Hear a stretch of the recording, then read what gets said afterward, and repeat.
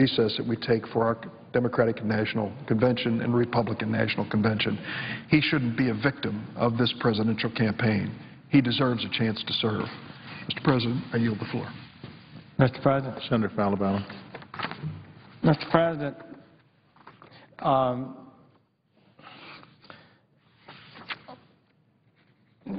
I don't like to get involved in the back and forth on this issue. It just bothers me. Chairman Leahy goes into all these numbers, and they are distorted for the most part in connected with the reality. I've said that I simply will not, however, stand by and see the record misconstrued and the picture painted as something from what it is. President Bush's judicial nominees were filibustered extraordinarily, unlike anything we'd ever seen before. And this is the way it happened. I was here. I remember it very distinctly. President Bush was elected president in 2001. Shortly after he was elected, the New York Times reported that a group of well-known liberal law professors, including Lawrence Tribe, Cass Sunstein, Marsha Greenberger, met with the Democratic senators in a retreat. And they proposed to the Democratic conference, who were then in a minority in the United States Senate. They didn't have the majority. President Bush was the president, going to be nominating judges. And they decided to change the ground rules of judicial confirmation. And that is the fact. After they took after that, they were aggressively executing a plan of unprecedented obstruction of judicial nominees. And in an totally unprecedented use of the filibuster, the Senate confirmed only 6 of 25 of President Bush's circuit court nominees. 6 out of 25. And 2 of those 6 were prior Clinton nominees that President Bush, as an act of good faith, renominated. Of course, they were immediately confirmed.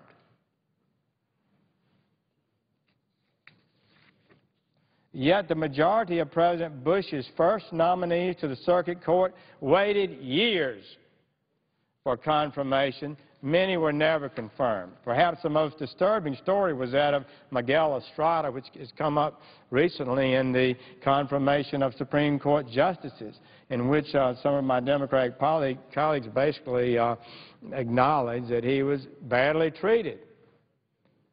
He was is an outstanding appellate lawyer, supremely qualified to serve on the District of Columbia Circuit Court. He waited 16 months for a hearing. They would not give him a hearing. This was all after 2000 and their determination to change the ground rules. Before that, filibusters had not been utilized against nominees, not in any degree, almost never, actually. We had a fight over it. I spoke maybe half a dozen or a dozen times about Mr. Estrada. There were 7 cloture votes, 7 attempts by the Republicans to get a vote on Mr. Estrada so he could be confirmed. And he was a superb nominee. He was treated very poorly, and it was not the right thing, and that people have acknowledged it since. Mr. President, is there a time agreement and a vote to commence? The time from the minority has just expired. Mr. President, I would ask unanimous consent to have one additional moment. Without objection. Let me just say this. In the last 20 years, going back even before this dispute that began in 2000, when the Democrats changed the ground rules of confirmations and started filibustering systematically qualified nominees, not one circuit judge has been confirmed after this date. That's been the tradition of the Senate. It's been referred to as a Thurman rule. maybe even more appropriately, the Leahy rule. Others have talked about the quotes that have been made from Senator Reid and Senator Leahy on the floor. This is the tradition of the Senate, that when you're up for re-election, after this date, to get your nominees confirmed, you have to win re-election. And President Obama is successful in being re-elected. I'm sure he'll have a high likelihood of getting this nominee and others confirmed. I thank the chair and would yield the floor.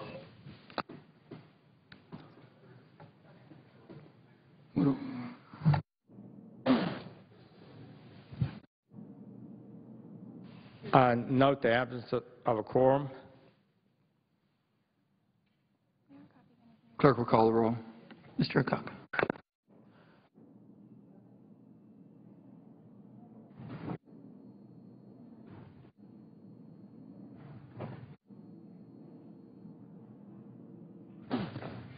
Mr. President, Senator from Alabama, I would ask that the quorum call be dispensed with, without objection. and I would yield back all time prior to the vote. Without objection. Under the previous order, the clerk will report the motion to invoke cloture. Cloture motion. We, the undersigned senators, in accordance with the provisions of Rule 22 of the Standing Rules of the Senate, hereby move to bring to a close the debate on the nomination of Robert E. Bacharach of Oklahoma to be United States Circuit Judge for the 10th Circuit, signed by 17 senators. By unanimous consent, the mandatory quorum call has been waived. The question is it the sense of the Senate that debate on the nomination of Robert E. Bacharach of Oklahoma to be United States Circuit Judge for the 10th Circuit shall be brought to a close? The yeas and nays are mandatory under the rule. The clerk will call the roll.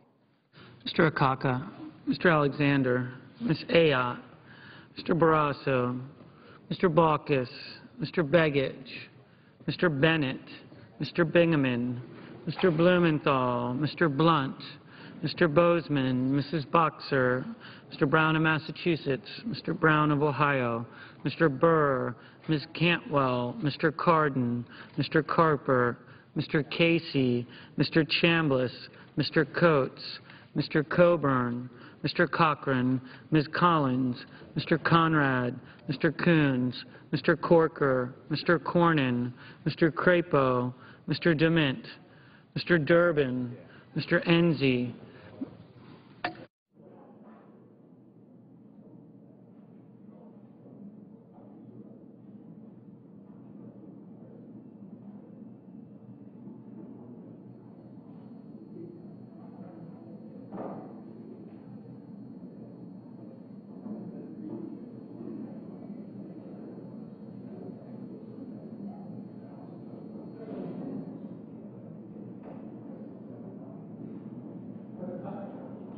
Mrs. Feinstein,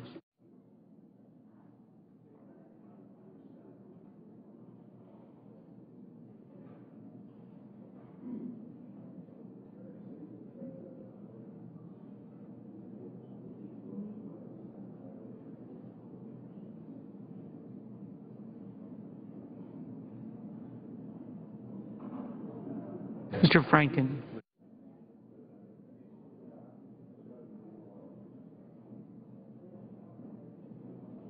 Mrs. Gillibrand,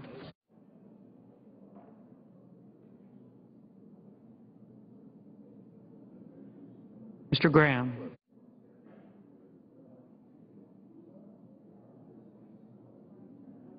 Mr. Grassley,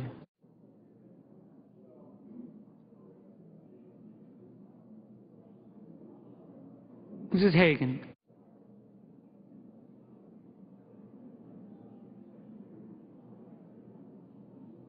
Mr. Harkin, Mr. Hatch,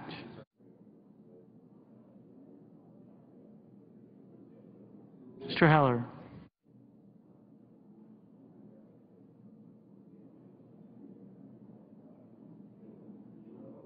Mr. Hovind,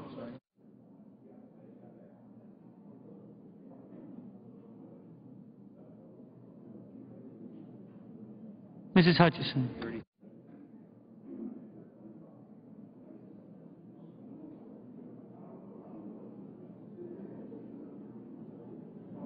Mr. Inhofe,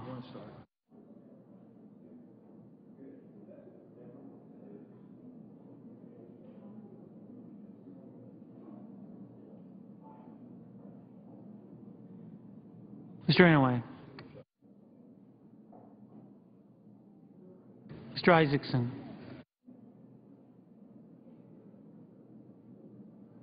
Mr. Johans.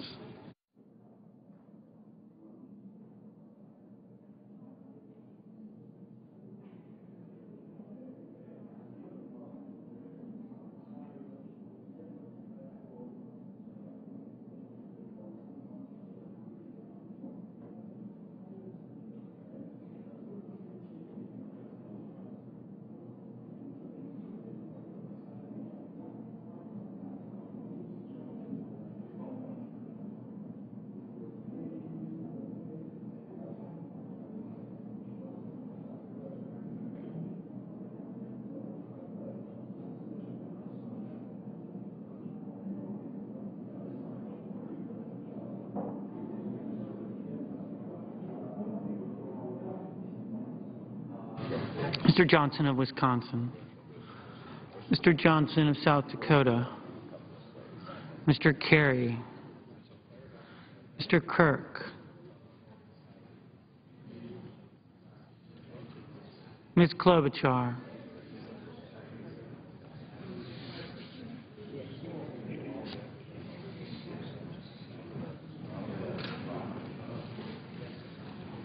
Mr. Cole.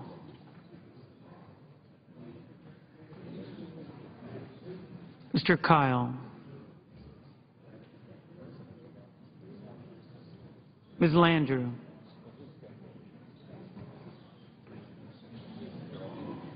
Mr. Lautenberg.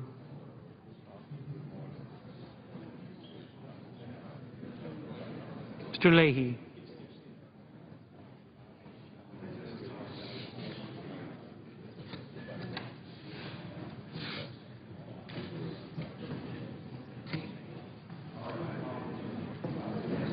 Mr. Lee.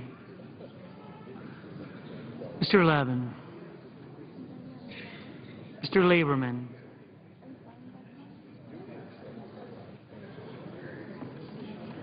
Mr. Lugar. Mr. Manchin. Mr. McCain. Mrs. McCaskill. Mr. McConnell. Mr. Menendez. Mr. Merkley.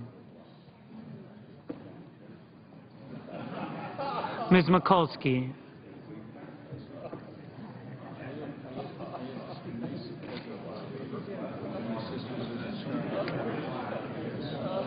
Ms. Murkowski.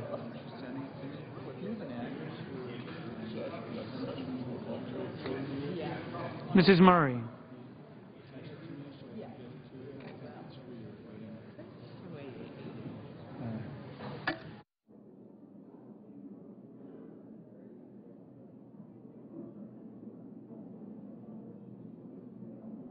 Mr. Nelson of Nebraska.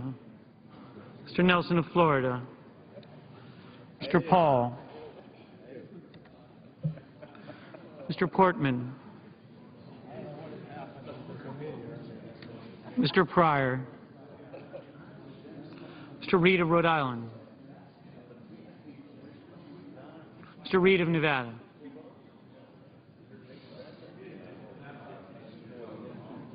Mr. Risch.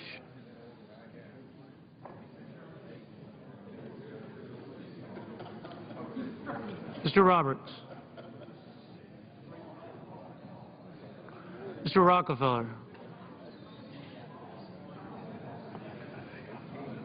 Mr. Rubio. Mr. Sanders.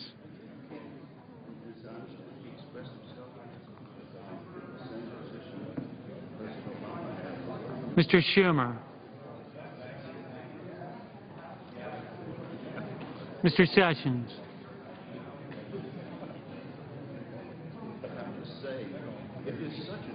Mrs. Shaheen.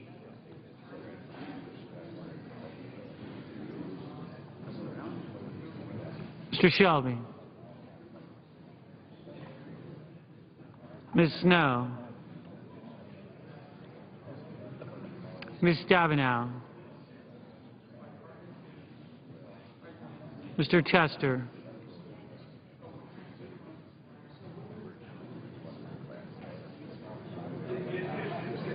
Mr. Thune.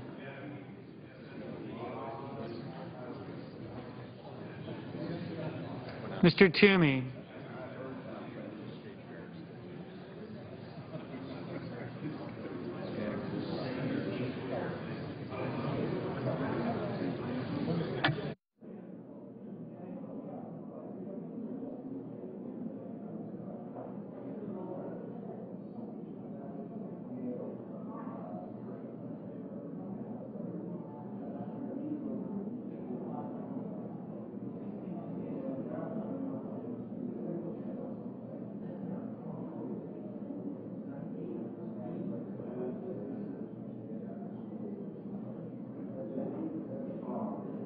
Ms. Snow, Ms. Stabenow, Mr. Chester, Mr. Thune, Mr. Toomey, Mr. Udall, Colorado, Mr. Udall of New Mexico, Mr. Vitter, Mr. Warner, Mr. Webb, Mr. Whitehouse, Mr. Wicker, Mr. Wyden.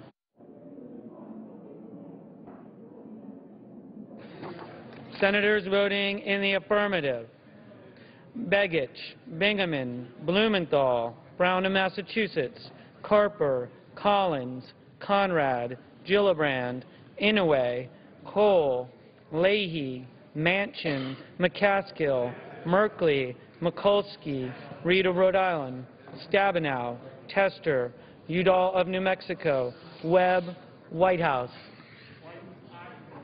Mr. Wyden, aye. Senators voting in the negative: Blunt, Crapo, Enzi, Grassley, Isaacson, Johans, Johnson of Wisconsin, McConnell, Sessions, Vitter, Wicker.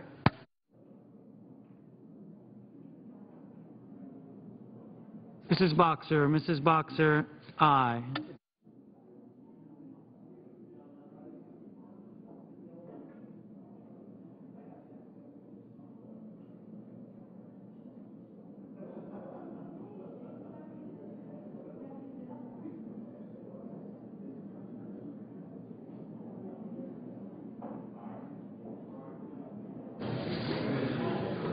Mr. Johnson of South Dakota, Mr. Johnson of South Dakota, aye.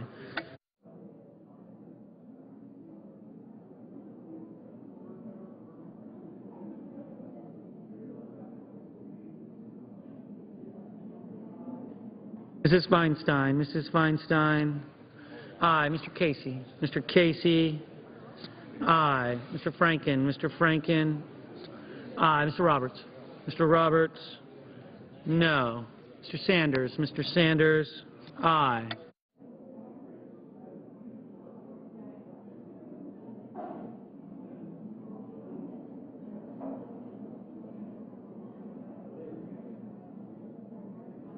Mr. Hatch.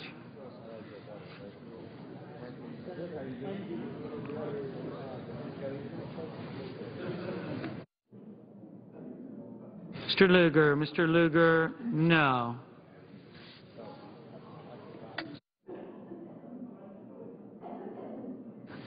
Mr. Coates, no. Mr. Cornyn, no.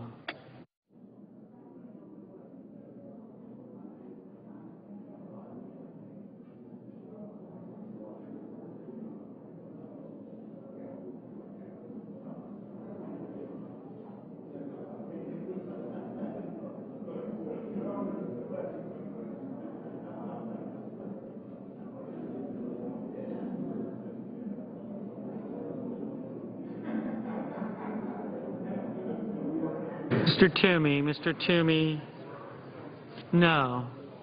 Mr. Nelson of Florida, aye. Mr. Nelson of Nebraska, aye.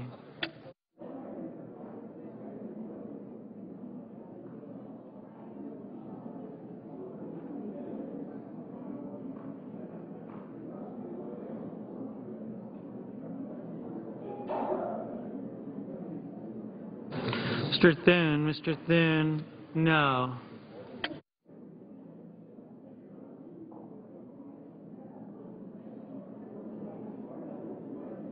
Mrs. Hutchison. Mrs. Hutchison. No. Mr. Coons. Mr. Coons. Aye. Mr. Lieberman. Mr. Lieberman. Aye.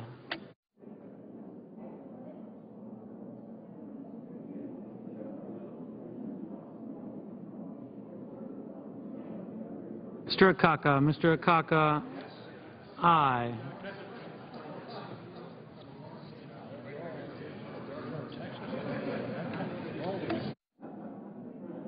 Mr. Alexander. Mr. Alexander. No. Mr. Heller. Mr. Heller. No. Mr. Cochran. Mr. Cochran. No.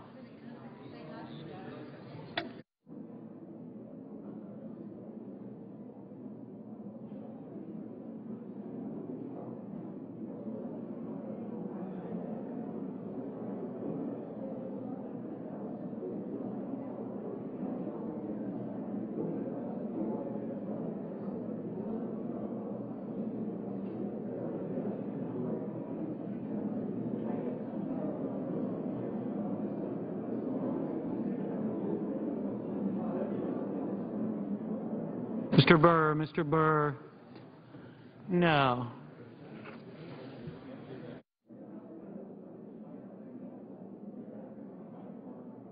Ms. Snow. Ms. Snow. Aye.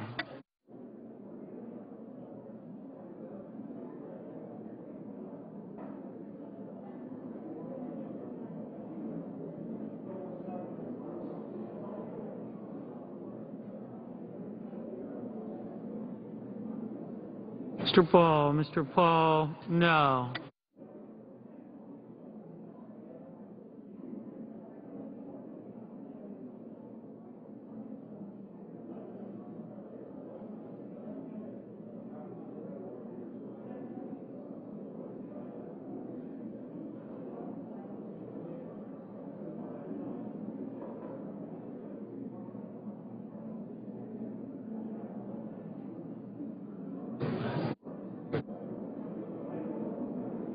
Mr. Pryor. Mr. Pryor. Aye.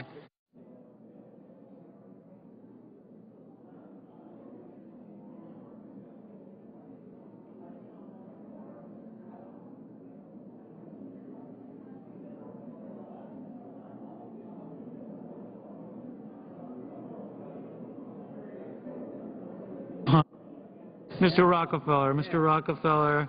Aye. Mr. Cardin. Mr. Cardin. Aye.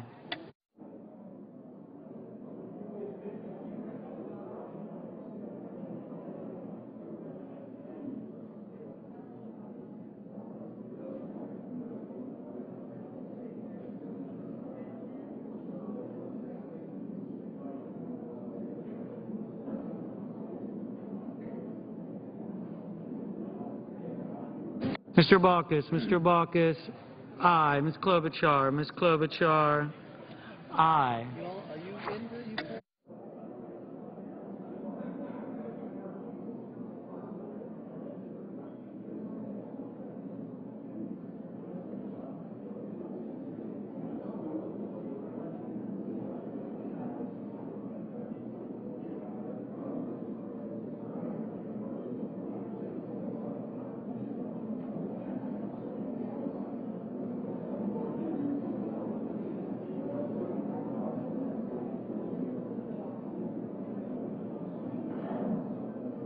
Mr. Kyle. Mr. Kyle. No.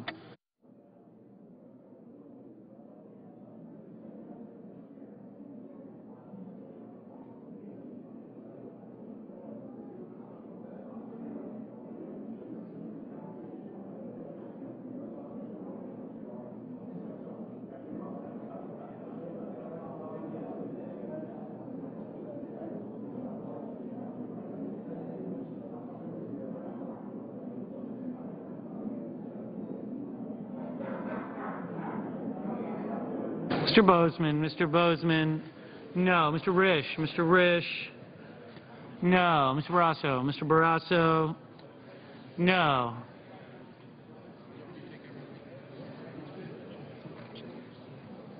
Mr. Kerry. Mr. Kerry. Aye. Mr. Menendez. Mr. Menendez, aye.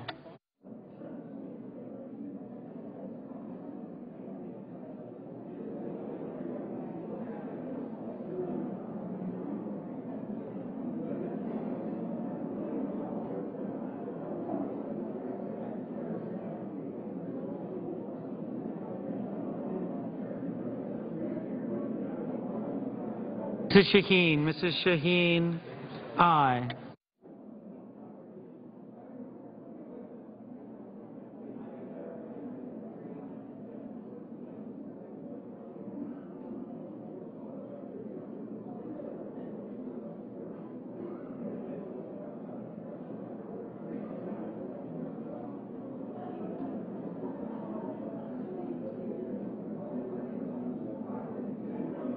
Mr. Levin. Mr. Levin, aye.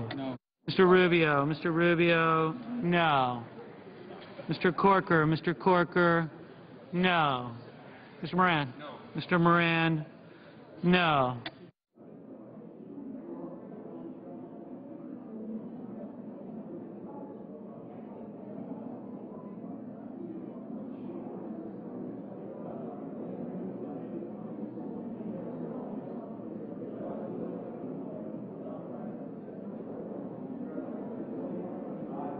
Mr. Lautenberg. Mr. Lautenberg, aye.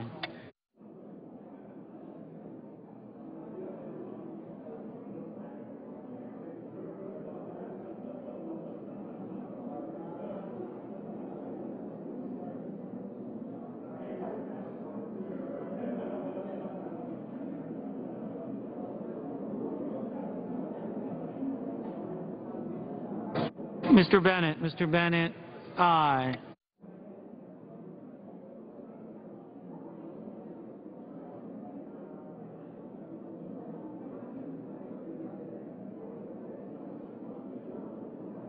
Ms. Landrieu. Ms. Landrieu, aye.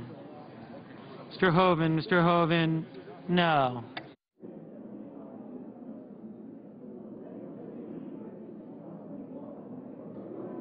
Mr. Warner. Mr. Warner, aye.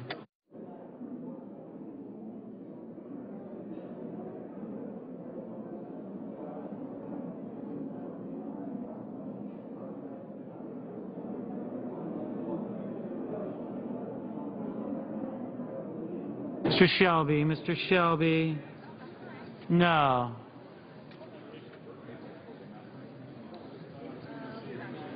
Mr. Harkin. Mr. Harkin, aye.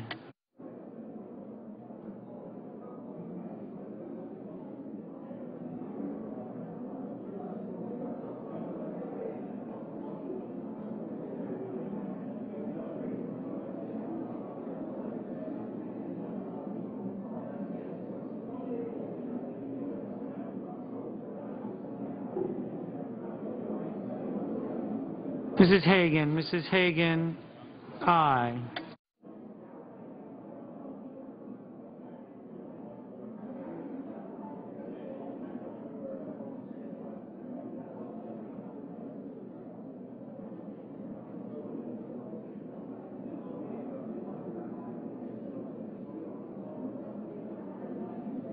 Mr. Portman. Mr. Portman, no.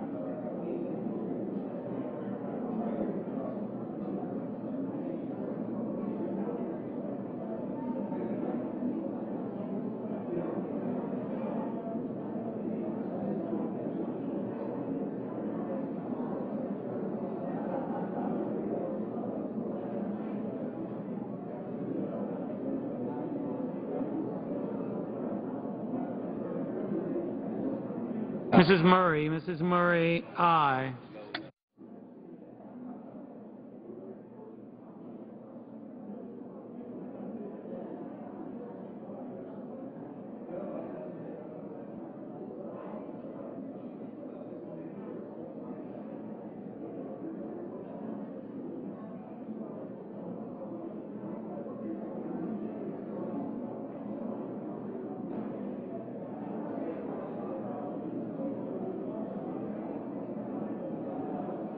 Mr. Udall of Colorado. Mr. Udall of Colorado.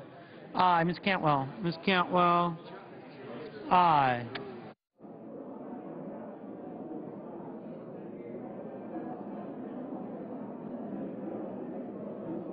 Mr. Durbin. Mr. Durbin. Aye.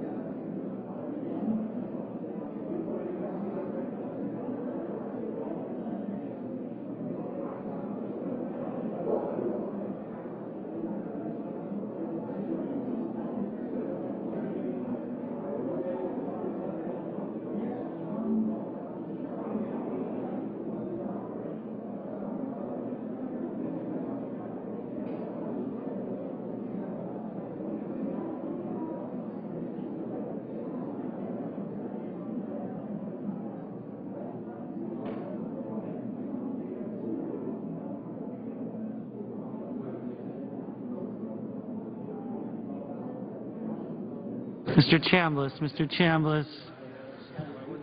No.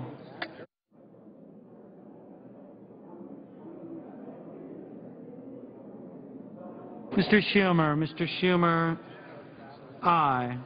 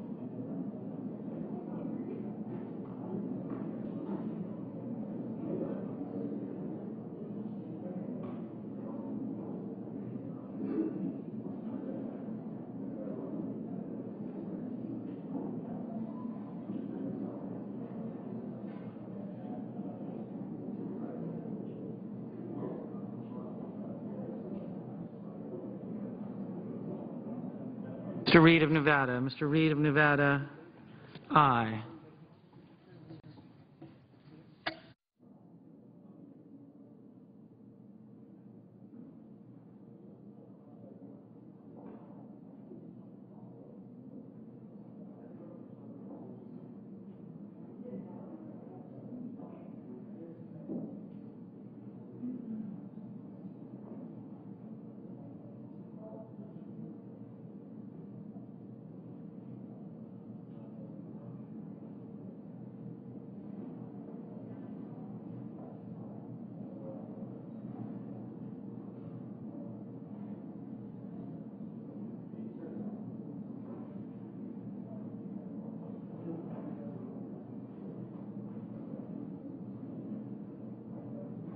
Mr. Brown of Ohio. Mr. Brown of Ohio, aye.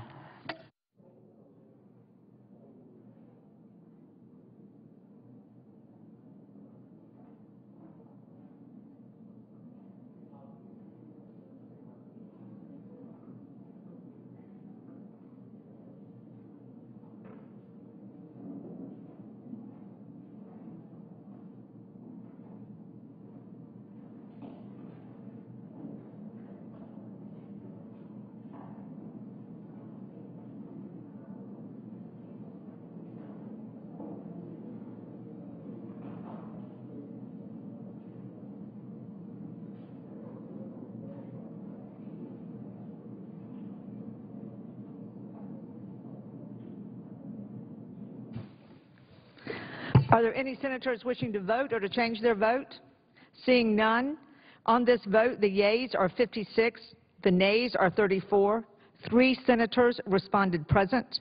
3/5 of the senators duly chosen and sworn not having voted in the affirmative. The motion is not agreed to. Under the previous order, the Senate will resume legislative session. The motion to proceed to S. 3414 is agreed to, and the clerk will report the measure. Calendar number 470, S3414, a bill to enhance the security and resiliency of the cyber and communications infrastructure of the United States. Madam President, The Majority Leader.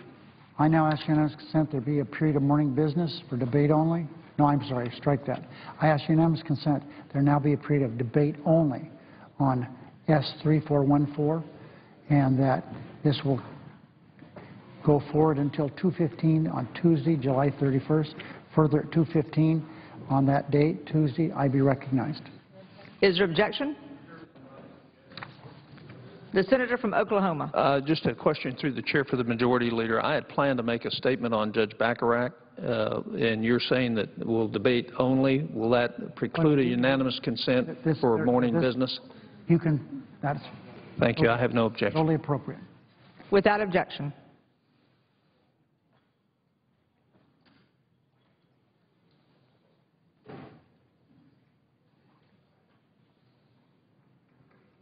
Madam President, The Senator from New Hampshire. if the Majority Leader is finished, I would ask unanimous consent to speak as if in morning business. Is there objection? Without objection. Madam President, if I could... The Majority Leader. If I could just ask my friend to withhold for just a brief minute. It's fine. It's my understanding that Senator Colburn's been waiting around for a while to talk. You're okay? Okay. Thank you. The Senator from New Hampshire. Thank you, Madam President. I come to the floor this evening to talk about an amendment that I filed to the Cybersecurity Act, S3414. Now, this is the 4th time I filed this amendment, and it's not on the Cybersecurity Act per se, although it does address energy use, which is one of the critical challenges we face as we're trying to address cybersecurity in this country. This is an amendment that is the substance of S1000, the Energy Savings and Industrial Competitiveness Act, which is sponsored. The other co-sponsor is Senator Rob Portman, and he's a co-sponsor on this amendment. And what the Energy Savings and Industrial Competitiveness Act and the amendment that I filed does is create a national energy efficiency strategy for the United States. So this amendment is the same language that Senator Portman and I filed to the Bring the Jobs Home Act and the Middle Class Tax Cut Act, and it's one that we're going to continue to file because we think it's important for this amendment and this legislation to have an opportunity for a vote from this entire Senate. Because we think this is bipartisan legislation that has broad support among our colleagues. This legislation is based on two important premises that I've already spoken to in the chamber. First, that the American public desperately wants Congress to work together in a bipartisan way to address this nation's energy needs. And second, that energy efficiency is the fastest, cheapest way to meet our energy challenges, and that not only does it help us develop a strategy around energy, but it's a strategy that can be supported whether you live in New England, as I do, whether you live in the West, whether you live in the South. It's a strategy that is important whether you support fossil fuels, oil and gas, whether you support nuclear, or whether you support wind and solar. We all benefit from energy efficiency. And it's also a strategy that creates thousands of good jobs. The evidence is that the American public wants to see the Senate act on energy efficiency legislation, and I think that evidence is overwhelming because last week I started an online campaign asking people to sign a petition calling on Senate leadership to bring this bill to the floor. And the text of the petition is what you see here. It's small print and so it's hard to read. But it asks people to support the Shaheen-Portman energy efficiency bill.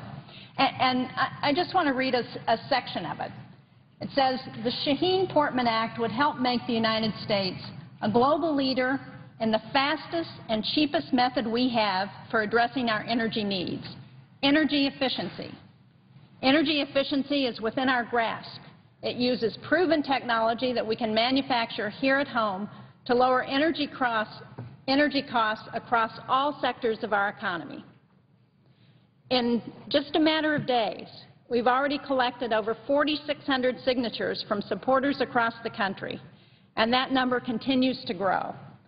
Anyone interested in signing the petition and in learning more about the many benefits of energy efficiency can easily do so by visiting my website at shaheen.senate.gov. Now, while drafting the bill, Senator Portman and I met with a number of stakeholders so that we could better understand the obstacles that the private sector faces when they're trying to deploy energy-efficient technologies. So we had discussions with companies from energy-intensive industries, from trade groups, from those representing the real estate community, from environmental advocates, and from financing organizations. And the feedback that we received about ways to remove these barriers and drive the adoption of energy-efficient technologies became the basis for this legislation. So as a result, we have a bill that provides a variety of low-cost tools that will speed this nation's transition to a more energy-efficient economy. The bill addresses three major areas of U.S. energy use: residential and commercial buildings, which consume 40% of all energy used in the country; the industrial sector, which consumes more energy than any other sector of the U.S. economy; and the federal government, which is the country's single biggest user of energy. So highlights of the bill include establishing advanced building codes for voluntary residential and commercial buildings to cut energy use, and I would emphasize that those codes are voluntary, and we've worked with the real estate and the building industry on those codes. Second, the legislation helps manufacturers finance and implement energy-efficient production technologies and practices, because that's one of the biggest obstacles to retrofitting buildings for energy efficiency. And third, the legislation would require the federal government to adopt better building standards and smart metering technology.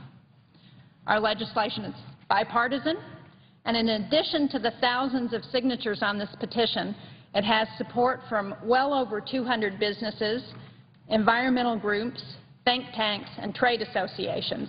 And those groups include the National Association of Manufacturers, the U.S. Chamber of Commerce, the Environmental Defense Fund, businesses like Johnson Controls, Honeywell, United Technologies Corporation.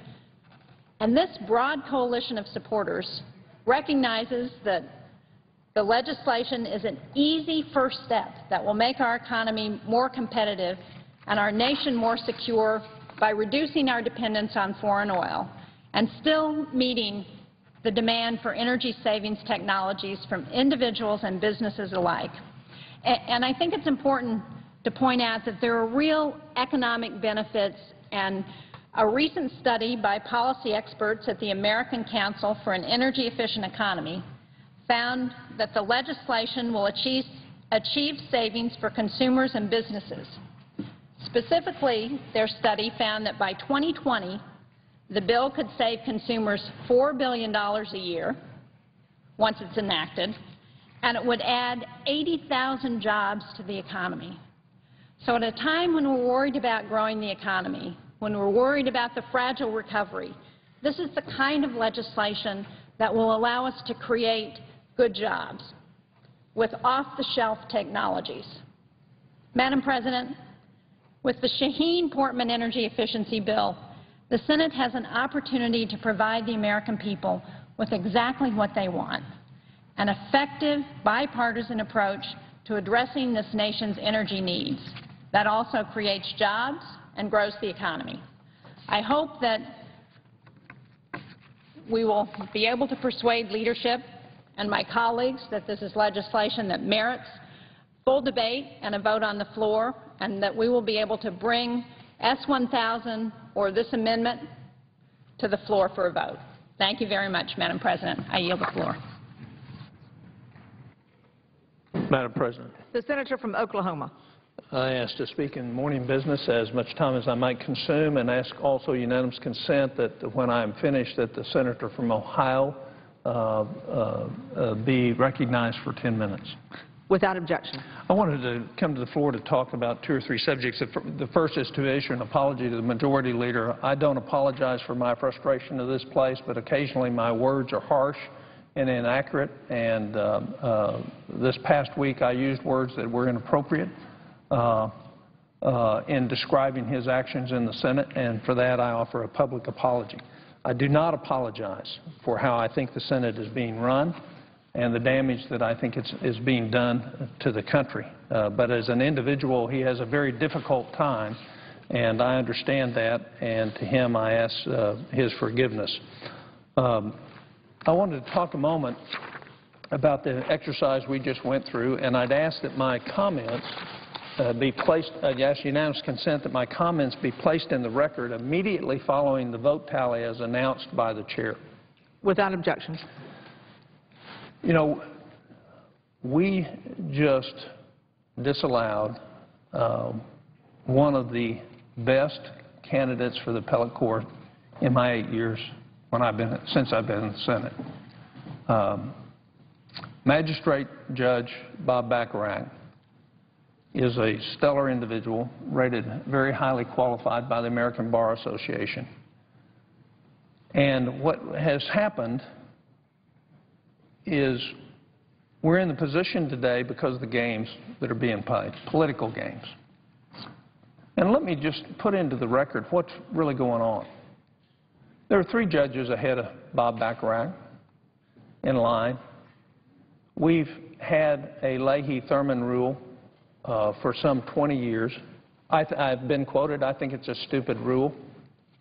But the background is that protecting the prerogative of the Senate is one of the most important things a majority leader can do. And what we've seen happen with the lack of agreement this last holiday season over the moving forward of judges and their approval was the unconstitutional usurpation of power by the President of the United States and the appointment during our pro forma sessions of 3 individuals one to the Consumer Financial Protection Board and two to the NLRB. And quite frankly, if you look at what Madison wrote in Federalist 51, the great security against a gradual concentration of the several powers in the same branch of government consists in giving to those who administer each branch the necessary constitutional means and personal motives to resist encroachment of the others. Ambition must be made to counteract ambition. The interest of the man must be connected with the constitutional rights of the place. And so started the saga in January of this past year, where the reaction of my colleagues on my side of the aisle was to shut down, in response to the President's move, was to shut down all judicial confirmations. And I stood up in my caucus and fought that. I thought it was the wrong action then. I still think it would have been the wrong action. But I convinced my caucus not to go that direction. And to do that, I agreed that I would consent to the Leahy-Thurman rule in this election cycle. But I hope this is the last election cycle we use the Leahy-Thurman rule. Because on the other side of the constitutional issues is that a duly elected president does have the right to have their nominees considered, whether I agree with them or not. And to prove this was really a stunt rather than anything other than that, and Bob Bacharach becomes the pawn in that, is that we had an agreement on judges, and then we had cloture filed on regular circuit court judges, on which there was no real controversy. And all of those circuit court judges, after that cloture was filed on them and then withdrawn, have henceforth been approved. So to the American public, the game is politics and not policy for our country. And to me, it saddens me, it frustrates me that we are at this state. Because it's not a whole lot different than what you see in the playground at a kindergarten. The person who most has spoken in favor of the Leahy-Thurman rule is the chairman of the Judiciary Committee. And yet, we find this impasse. So what we ought to all do, every member of the Senate and the Judiciary Committee, during the break after this election, is to work together to try to resolve this so this doesn't happen to any other president and doesn't do damage to the Senate and the integrity of the Senate. And the game on judges, a president gets elected with their state home senators, they make a selection. And we just shouldn't use the filibuster unless a judge is highly questionable or biased in their viewpoint. I regret that we're in this position. I think this was just a vote to delay Bob Bacharach's eventual confirmation. And if President Obama wins the election, I fully expect that Judge Bacharach will be approved. And if he doesn't win the election, I plan on standing and fighting for this judge for this same position under a Republican president. Because he's exactly what we want on the court. Somebody that's right down the middle in terms of what the law means, what the Constitution means. He has stellar intellectual capabilities. And he has the qualities that we all would want, both from the right and the left, as a fair divider of the facts. And that's what we want in judges. And he will make an ideal appellate judge, regardless of his political affiliation. And if we can't get there, then what that says is the partisan politics of today, as everybody outside Washington recognizes, is killing our country. Which brings me to the next area in what I wanted to discuss. And that's, quite frankly, that if I was coming to the floor with intelligence about an imminent threat to our national security, Americans would demand that our government and this body take immediate action. If an army was on our border, if missiles were about to be launched at our territory, or if there were a terrorist plot in motion, doing anything less than us uniting in face of that threat and taking decisive action would be seen as cowardice and foolishness. Yet, that's precisely where we are today, which brings me to my frustration with the majority leader. The threat, though, doesn't come from traditional armies or terrorists. The threat comes from our unsustainable spending and this body's refusal to unite and take action. It isn't just the conservatives who are sounding the alarm. The warnings are coming from our military leaders, diplomats and statesmen on both sides of the aisle, as well as the international financial community. Admiral Mike Mullen, the retired Joint Chiefs of Staff, while he was still chairman of the Joint Chiefs of Staff, said the greatest threat to this nation is its debt.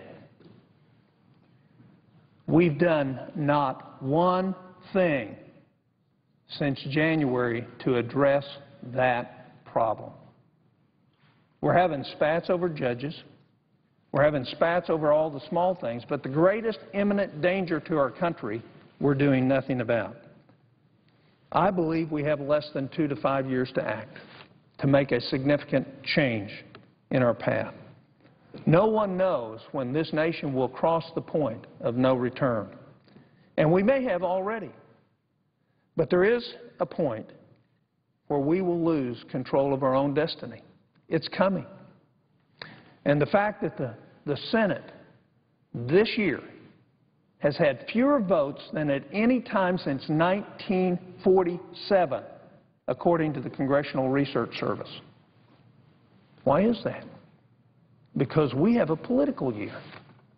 We don't want to take votes. We don't want to have to explain to our constituencies why we voted yea or nay on something. So the whole goal is to not vote. And ultimately, the whole goal is to not address the very pressing issues facing this country. What do you think is going to happen to the Defense Department with no defense authorization bill? They're in la-la land. Where do they go? We're not going to give them the direction with which to spend the largest discretionary amount of money in our government, $600 billion. They're going to be coasting. They're going to be flying by the seat of their pants. They're not going to have radar. They're not going to have anything. There's not going to be any stealth, and yet we refuse to do that. And we've spent a larger amount of time in quorum calls, 37% of the time this year, in nothing but quorum calls. And we've spent the same amount of time doing votes. So less than a third of the time available to the Senate has actually been on the business associated with the country, and most of the business that we've addressed isn't this critical risk that's in front of our country. Just last week, Vanguard, the largest private owner of U.S. bonds, $186 billion they own of U.S. bonds, say we have until 2016 to act. If we don't act, we will go into a death spiral. Bond investors will revolt. They will drive up prices, drive up interest rates, and drop prices. We already know that from CBO that the entitlement programs are on the brink of insolvency. Social Security disability, we've added 3.2 million people to those rolls since January 1st of 2009. That system will be bankrupt in less than 18 months. Not a comment. 8.5 million people depend on those payments. Not a comment from the leadership in addressing a trust fund that will be out of money in less than 18 months. Our founders believed that republics that live beyond their means don't survive. They talked about it. History is full of examples, and Europe is reminding us of those today. The euro and the Europe as we know it is on its deathbed. Every month, every week, there's a new set of resuscitative efforts that are not working. And what's the real problem? The real problem is they spent money they didn't have on things they absolutely didn't need, and the bills do. So if you want to see what America is going to look like in 2 or 3 years, just look at Europe. Look at the demonstrations. Look at the crying out of the masses to say, how did we get here? And the pain of fixing it is too great. That's why we should be addressing our problems now. The reason America looks good, we're the least wilted rose in the bud vase. And the only reason we look good is because they look so bad. We're at 103% debt to GDP. It's costing us at least 1.2 million jobs in new job creation every year. At historical interest rates, our interest costs per year would be over $1 trillion. The interest rates are falsely low because of what the Federal Reserve has done. The price to pay for that is coming in the future. What's the contrast? I ask seniors all the time, do you think we ought to save Medicare? And they say yes. And I say, do you think we ought to save Medicare just like it is? And they say yes. And I say, do you think we ought to save Medicare just like it is if you know if we save Medicare just like it is that your grandchildren will have a standard of living 1/3 lower than you have? And then they say no. You see, America's used to doing hard things. It's just the Senate right now that won't do hard things, won't come together, won't make the sacrifices. We value our positions more than we value the country that we live in. And the consequences are showing. We have 8.2% unemployment rate. If you use the same statistics that we used in 1980, our unemployment rate is above 9.6%. Just measuring it the same way we measured it 32 years ago. So now that we're measuring it different, we don't see the real impact. Today, we're dangerously close to a global Great Depression. Let's remember the last time the world saw a Great Depression. That depression was a leading cause of a global war that killed 60 million people, 2.5% of the world's population. Do we dare go down that path by putting politics ahead of principle and policy? Fortunately, many of our leaders see this threat and are calling on us to take action. Consider this exchange between former Secretary of State James Baker and current Secretary of State Hillary Clinton last month on the Charlie Rose Show. Secretary Baker, I know one thing, we're broke. We can't afford wars anymore. We can't afford a lot of things. And the biggest threat facing the country today is not some threat from the outside. It's not Iran, it's not nuclear weapons or anything else, it's our economy. We better darn well get our economic house in order because the strength of our nation has always depended upon our economy. You cannot be strong politically, militarily, or diplomatically if you're not strong economically. He's given us a foreshadow of what's coming. Secretary Clinton in response, well, amen to that, because I've had to go around the world the last 3.5 years reassuring many leaders, both in the governments and business sectors of a lot of countries, that the United States was moving forward economically, that we were not ceding our leadership position. We were as present, as powerful as ever, but we recognized that we had to put our economic house in order. If Secretary Baker and Secretary Clinton can agree, why can't we?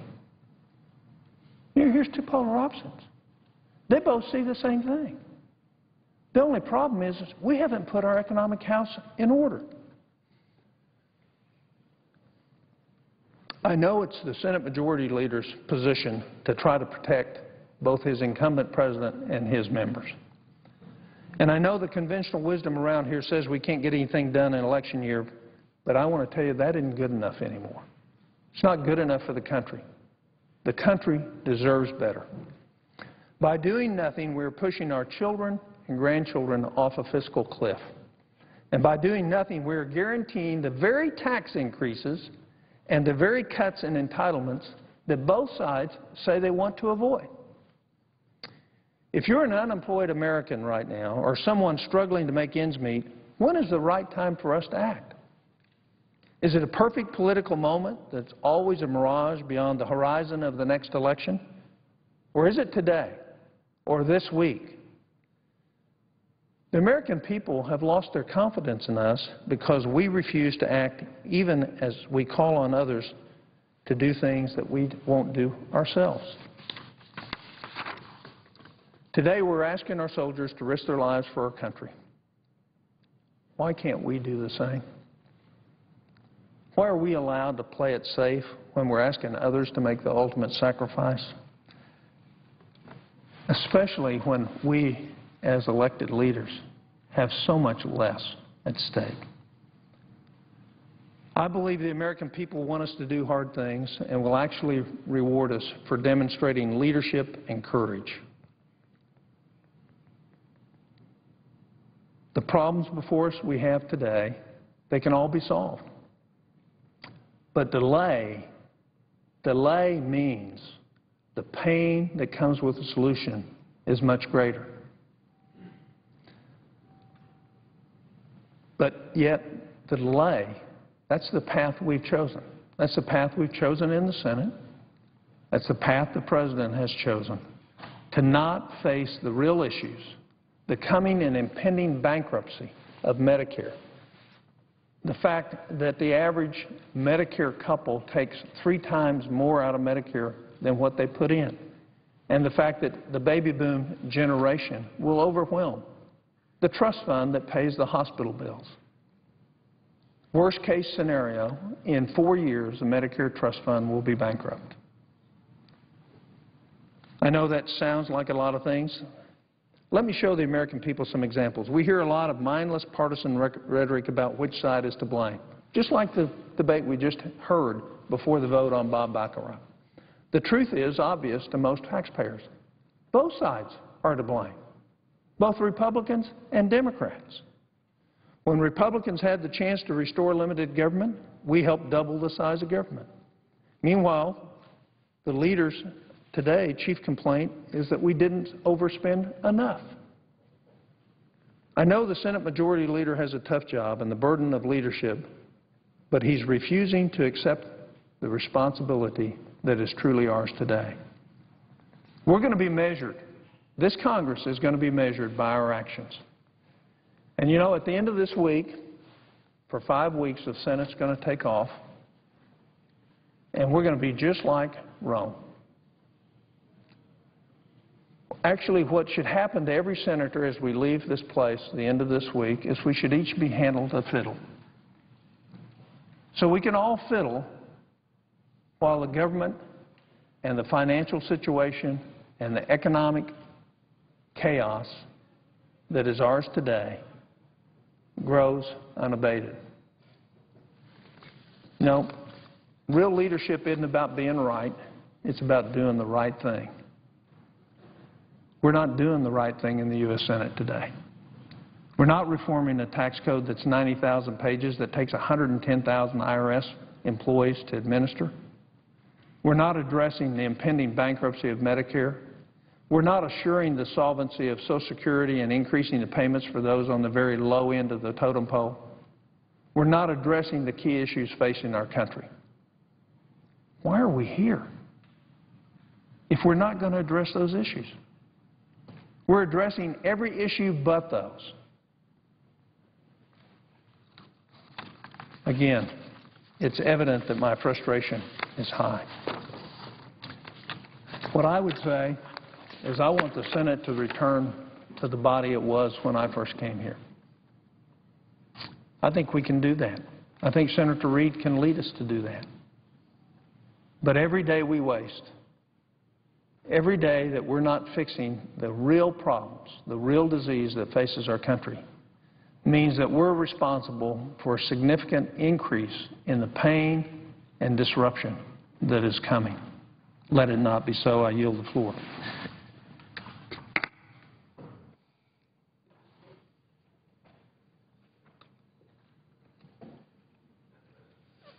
The Senator from Ohio. I ask unanimous consent that the privileges of the floor be granted to Ben Cohen, who is a fellow